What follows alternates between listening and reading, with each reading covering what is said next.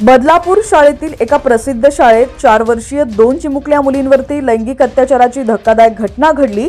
या घटनेनंतर पीडित मुलीच्या पालकांसह नागरिकांमध्ये संतापाची लाट पसरली असून आरोपीला कठोर शिक्षेची मागणी होतीये।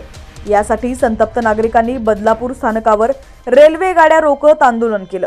नागरिकांच्या उद्रेकानंतर गृहमंत्री देवेंद्र फडणवीस यांनी एसआयटी स्थापनेचे आदेश दिले। एसआयटीने आता तपास सुरू केला असून आरोपीच्या घरी तपासणी केली। यावेळी मोबाईलसह काही पुरावे मिळाल्याची माहिती समोर आली आहे। बातमी आपण पूर्ण पाहूया त्याआधी तुम्ही HPN मराठी न्यूज चॅनल पहिल्यांदाच पाहत असाल आणि अजूनही चॅनलला सबस्क्राइब केलं नसेल तर नक्की सबस्क्राइब करा, जेणेकरून आमचे दररोजचे अपडेट्स लवकरात लवकर तुमच्यापर्यंत पोहोचतील। तर आरोपीच्या घराला कुलूप होतं। एसआयटीने कुलूप तोडून आतमध्ये पुरावा शोधला। अक्षयचा मोबाईलही ट्रेस करण्यात आला असून त्यातून अनेक खुलासे होण्याची शक्यता आहे। या तपासादरम्यान अनेक महत्त्वाचे पुरावे हाती लागण्याची देखील शक्यता आहे। मिळालेल्या माहितीनुसार एसआयटीचं पथक आरोपी अक्षय शिंदेच्या घरी सुमारे 45 मिनिटे थांबले। त्यानंतर ते परतले।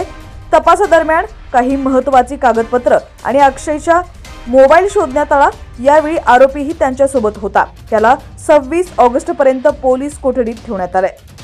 त्यानं 2दा लग्न केल्याचं सांगितलं जात आहे। त्याची पहिली पत्नी त्याला सोडून गेली होती।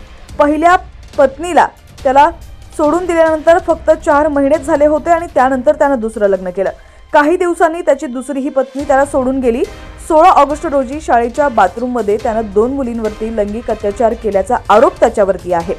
या प्रकरणी पीडित मुलींच्या कुटुंबियांनी एका दिवसानंतर गुन्हा दाखल केला होता। यानंतर पोलिसांनी आरोपी अक्षय शिंदे याला पॉक्सो कायद्यान्वये अटक केली। या प्रकरणी शाळेचे मुख्याध्यापक, वर्ग शिक्षक आणि एका महिला कर्मचाऱ्याला देखील निलंबित करण्यात आले।